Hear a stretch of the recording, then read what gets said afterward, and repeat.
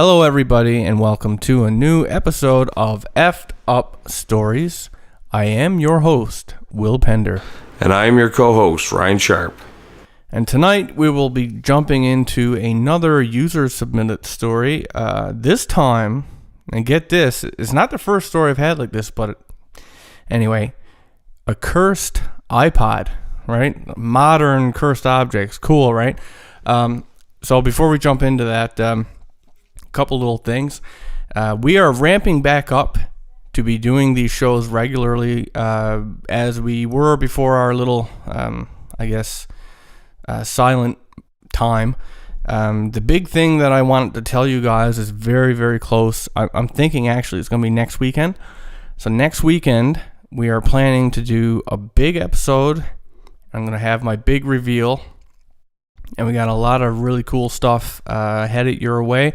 We're going to be doing the reptilian podcast that we've been talking about for so long, and some sea creature, like underwater beasts, and a possible interview. So that's some stuff we got coming your way soon. And of course, if you have an effed up story and you want to get it onto the website, you can send, or into a podcast, you can send that to us by going to the official website, which is effedupstories.com. That's EFFEDUPSTORIES.com. Go to the menu, submissions, and fill out the form, hit submit. One of the new things here that's happening is that the effed up stories got way bigger than, we ever anticipated, and it's still the same two guys working on it, and the workload has just gotten crazy. So from here moving forward, I've delegated the editing the submissions to Ryan, so that I can focus back onto the podcast and the art and the website and all that jazz. So if he's late getting back to you guys, you can yell at him instead of me. So that's one of the new things. And with that said, we're going to jump into the topic of tonight, which is on a cursed iPod. Now, this story was actually sent in to me a long time ago. I've been wanting to cover it ever since. It's been in the back of my head. I remember it from time to time, but every time I sit down in these chairs, it escapes me. So this actually came to me July 1st, 2015, from a man named Joey Snook. So, anyway, the year for him was 2008. He said, this particular year was full of strange madness that got him into the occult, UFOs. He heard disembodied voices. He came into contact with cursed objects, dealt with magic spells and phantom phone calls. So he's going to try and go through this chronologically. So in 2008, this crazy roller coaster ride of paranormal events that happened to him had him question what reality as he knew it actually is. And the start of his story all started when his ex-girlfriend Christine went out to this party with her friend Kayla. And as far as Joey knew, they were hanging out, drinking by the SkyTrain with this native girl. And Christine said that the native girl's name was Angeline. And she just happened to have one of those iPod Nanos. And Kayla had actually stole from her behind her back. And then she had given it to Christine. So, just to clarify that, Christine's there with her friend Kayla, and there was a native girl there named Angeline, and Kayla stole Angeline's iPod and had given it to Christine. So anyway, before they parted ways, Angeline couldn't find her iPod and, understandably was very upset. She began to cry because this object was really sentimental and important to her. And Christine, of course, did nothing. She just kept the stolen iPod. And the next day, Christine came over to Joey's house and, told him what had happened. And she said that, she felt really bad about it, but, at the time she was just really caught up in the moment. And so Joey asked her if he could use it while he went out to the store. He was going to go get, I guess, cold beer or whatever. And to his surprise, the iPod was actually full of music that he liked. It had classic rock, it had metal. So he dug what was on it. And about a week later, Christine actually gave Joey the iPod because she felt guilty about it. And I guess, she felt too embarrassed to return it to the rightful owner.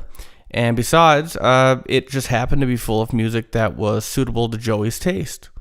So apparently Christine had tried to put her music on it, but anybody who has an Apple device knows that it's secured in such a way that you really can't do that. You have to know, I believe you have to have your Apple ID and password. Like, you can only have one user profile on a device like that, I think.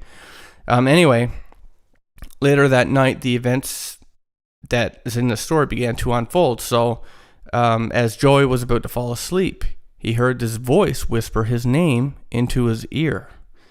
And not only did he hear his name, but he also felt a cold breath on his ear and neck.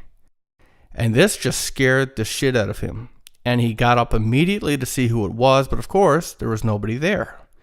Only Christine sleeping at the opposite side of the bed near the wall. So as Joey sat down, trying to figure out what had just happened, he glanced out of his window and noticed a UFO in the sky. And of course, he, holy shit, I'm looking at a UFO. And, his name was whispered into his ear. Now there's this UFO. And he watched this light change colors while it moved about the sky. He said he noticed that it would teleport from time to time. Either that, or it was going into another dimension and then back into ours. So he woke his girlfriend Christine up. He wanted to show her what he was seeing. But she wasn't nearly as interested as he was. And, she just turned around, went back to sleep. And I guess after watching it for a while, Joey eventually got tired and he fell asleep. And the next day when he woke up, he looked out his window to where he had saw the UFO the night before. And he began to question what he had actually experienced.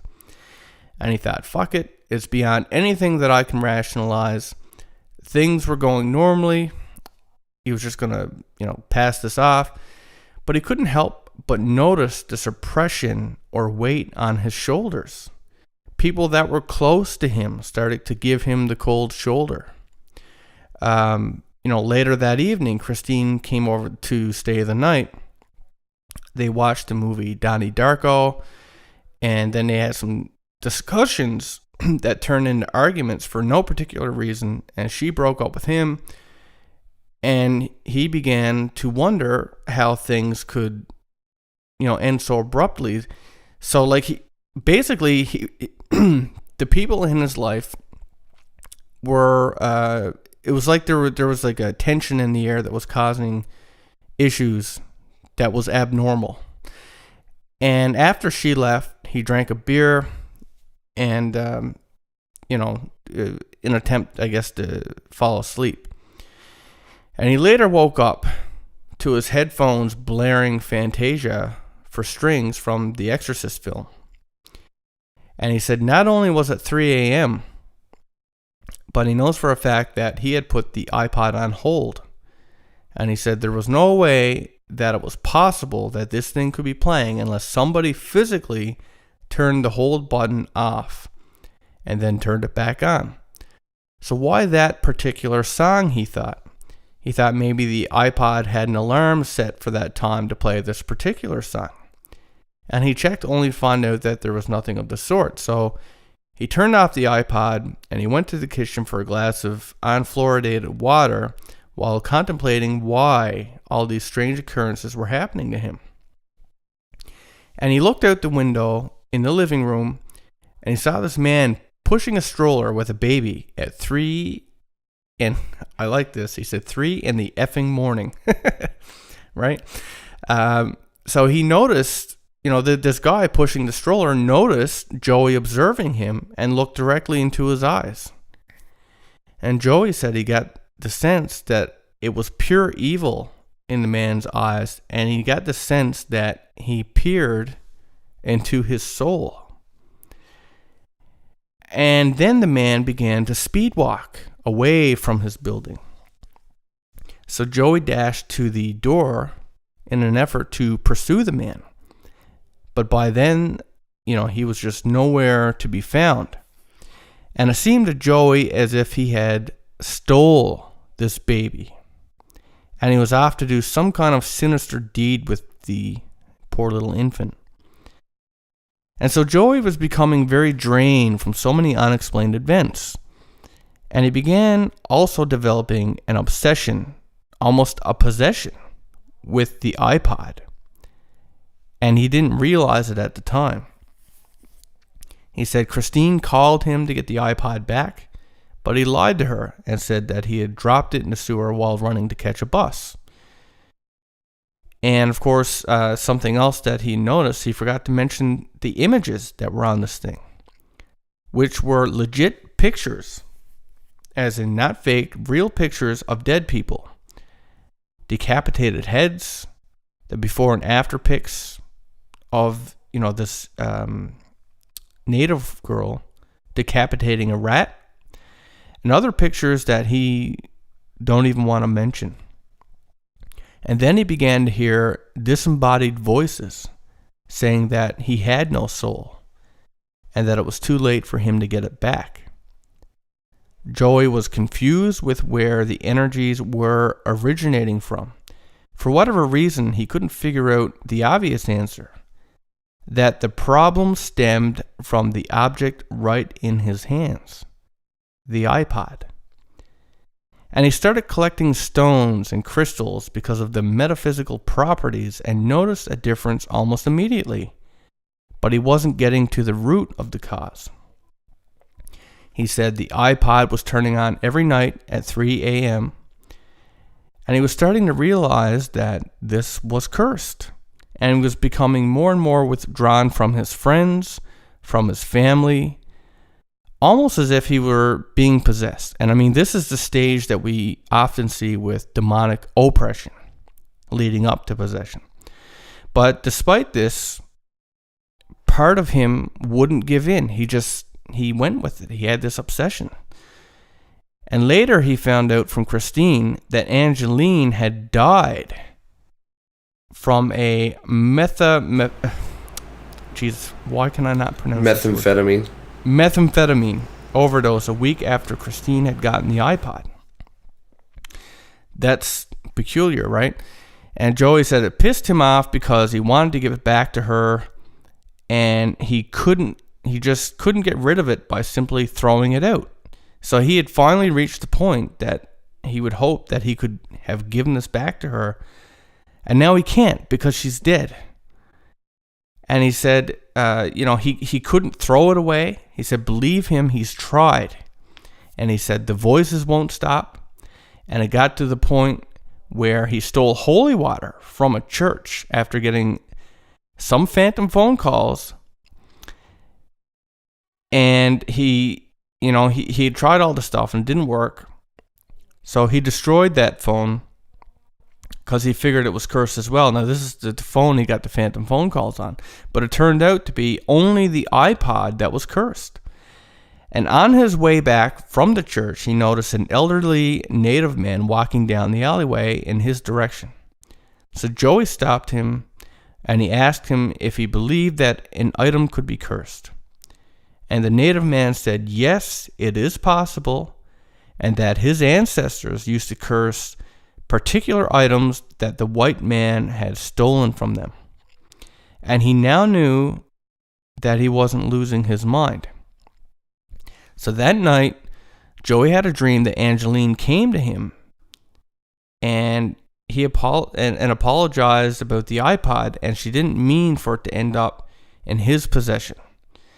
She told him to bury it at a cemetery, and the next day, Joey went to the Mountain View Cemetery and did just that, keeping in mind that he felt like his life was being threatened this whole 4 months that this ordeal took place in.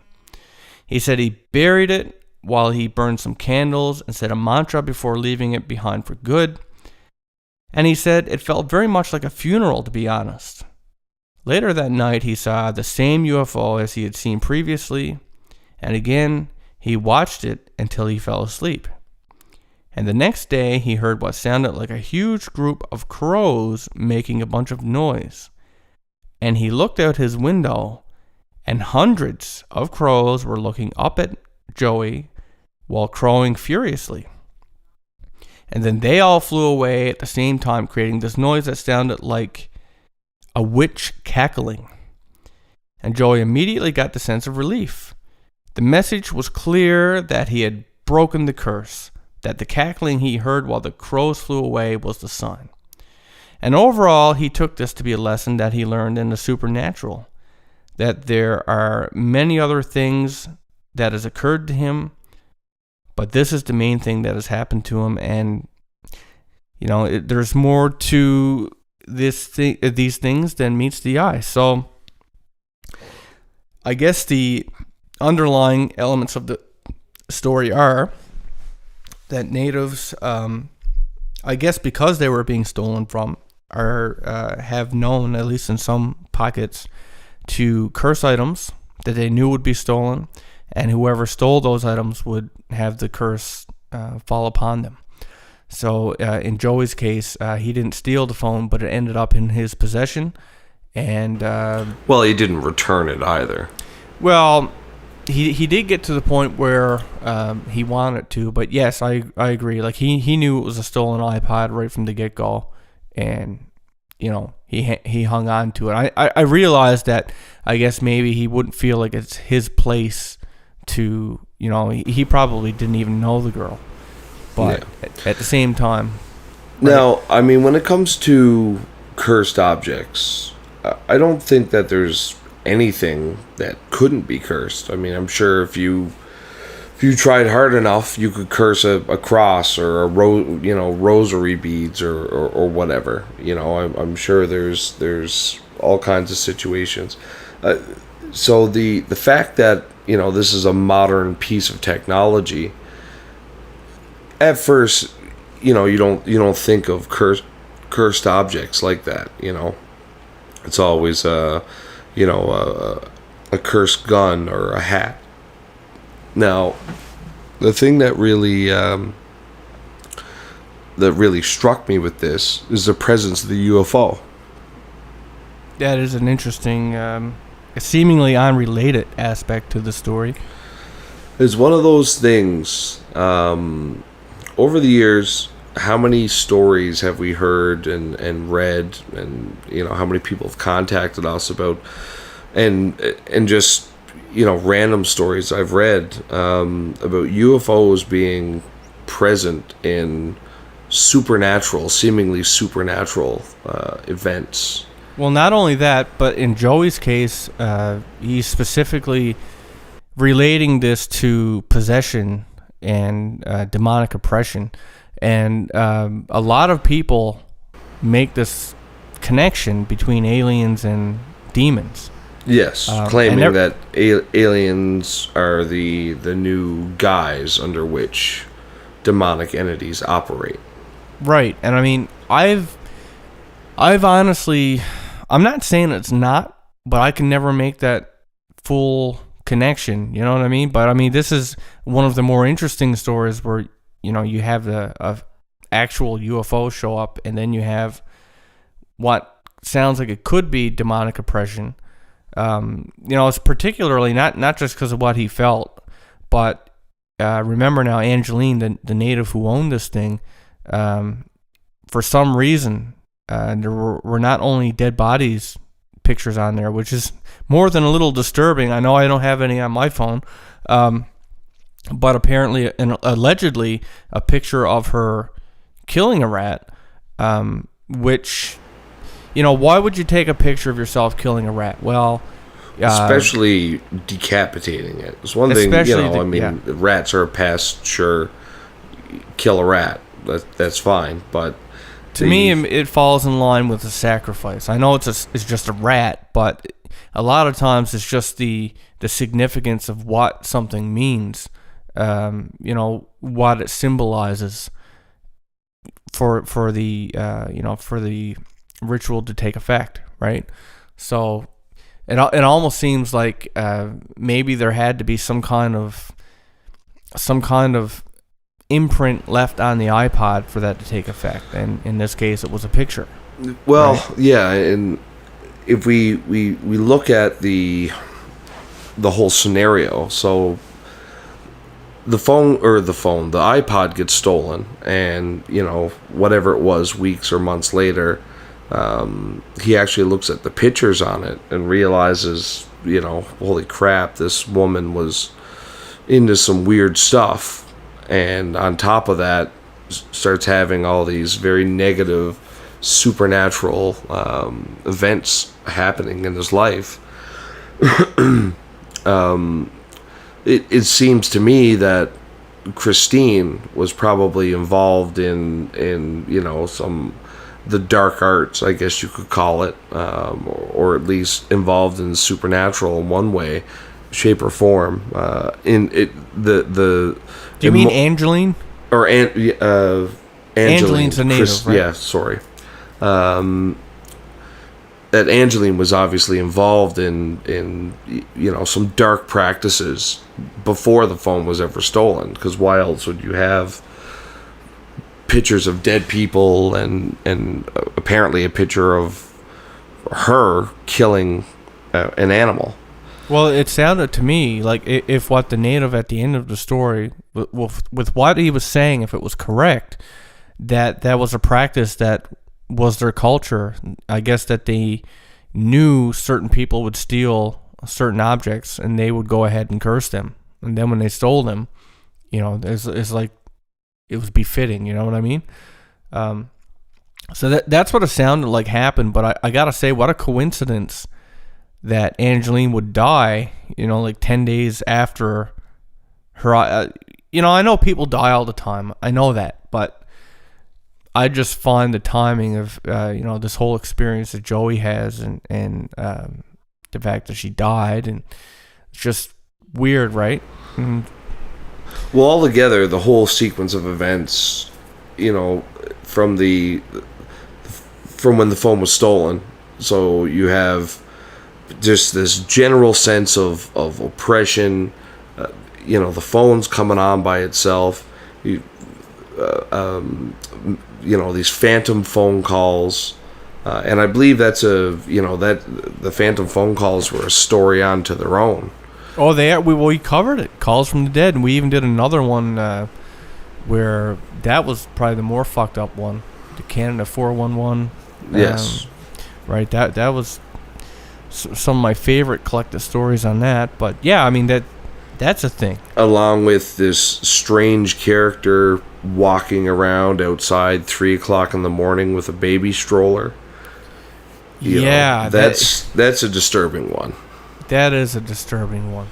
I think when you, whether knowingly or unknowingly, when you get into something dark, I mean, sometimes it's just somebody it's not something that you do. You just, we've all got people in our lives that sometimes get into things a little deeper than we would. And actually, just doing this show, you and I doing this show, have had some strange things befall us that we weren't, we weren't really looking for. It's just, you put yourself out there, and or just being in the vicinity of some of the stuff, and and that's what happened to Joey.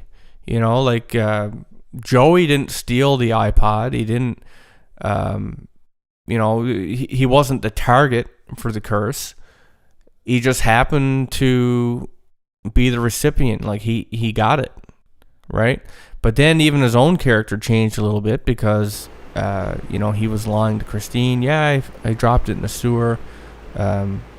and all these different things. So, and that's Lost something contact with his family. Yeah, like he was having fights with people that were, it was just this tension and stuff like that. And that happens with demonic oppression. But I mean, truthfully, and this is just off the cuff now, I'm just thinking off the top of my head, but there's certain people, just certain people when you're around them, they carry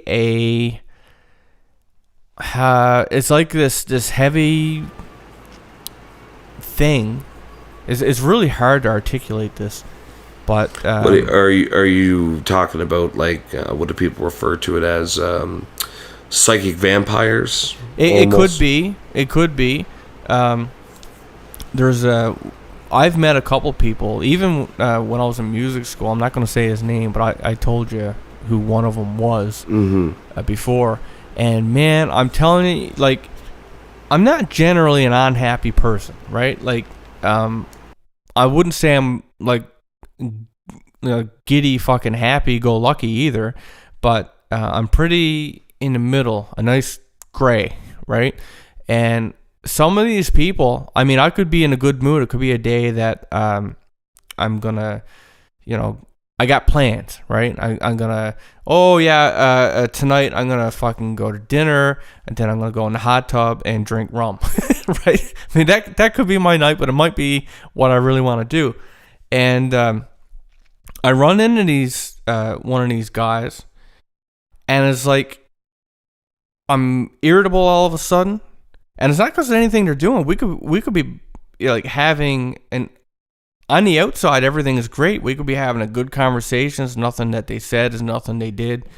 But something about it is like I feel this something heavy or something. The negative energy that they're bringing is dragging you down with it. Just being around them, and it makes me irritable. It makes me kind of depressed, and I don't understand it at the time why that is. And it's only been in the later times that I start thinking about this stuff, especially ever since like we had we've spoke to a couple different psychics, and they both said that I had this, what do they call it when you can feel other people's emotions or something like that? Empathic. Yeah, an empath or something like that. And, truthfully, I don't really believe that I am, or I never did. I never thought of anything like that, because really I feel like I'm a stone most of the time. But that is something that I've thought about more lately, especially after running into certain people, that it does that to me, and I don't know why.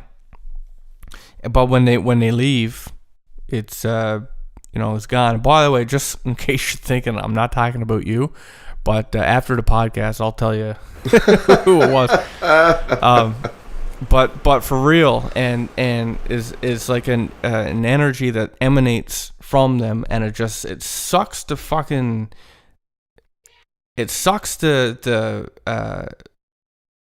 good energy or the good vibe out of the room, and it just, I don't know. Like, and like the person I'm speaking of particularly, man, good mood, had plans. It was actually just this last weekend. I don't know, but it's a real thing. Well, I do very much believe that there are certain energy, vibrational qualities to people. And we've called it different things over the years, over the centuries.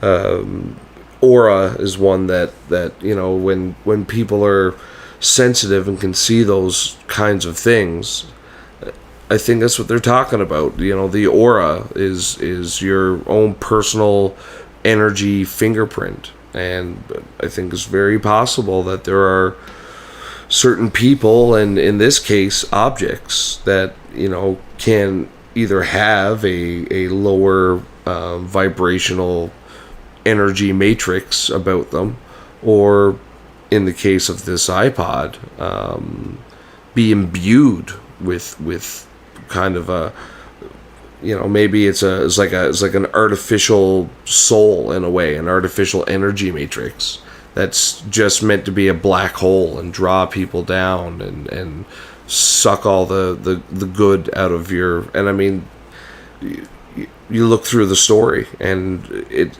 all, ever since he got it, it was just a constant downward spiral, and and not only just in his own, with his outlook and his interaction with people, but it also seemed to draw things. This creepy guy with the child, the UFO that was observing him, the phantom phone calls. I think that negative energy is contagious. I really do, and I think like negative energy begets negative energy, and maybe that's true for good energy too, but it's not as common, right? And I feel like in some of these cases, like the people I'm thinking about, I know they're depressed. I know it's it's because of things that have happened to them in their life, and you carry it like baggage. It doesn't mean that they're I mean, it's hidden. It's not like it's out and you can see it, but you can feel it, right? Like you can feel it. At least I can, and I guess some other people can feel it as well. And I think that like in the case of like the iPod and stuff like that, I guess there's cultures and groups of people that know how to take that energy and wrap it around an object and have it stay there like a trap, right? And whoever, like, because I mean, really, you could think of, an object just as a vessel, right? A vessel to hold something, or to hold an energy, to hold a charge. And that's kind of what it sounds like happened there, right? And, maybe it doesn't have to be that powerful. Like, you get it started, right? You just pull that wire just a little bit, and then it starts to unravel because, like I said, negativity begets negativity, and it just snowballs, right? So maybe it started with a small nudge. So you think that there's kind of a feedback loop happening? I do. I think that's the big thing, right?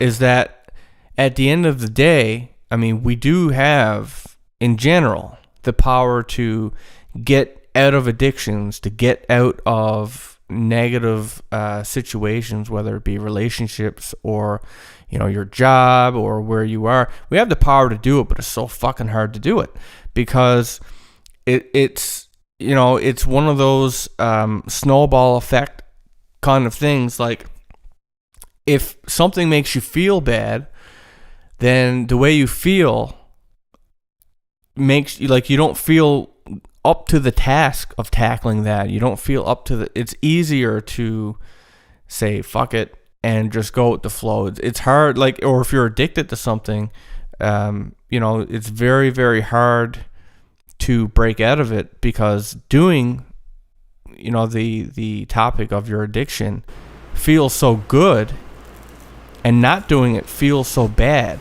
While life in general normally sucks. Right. So it's, I know personally, I have a really addictive personality.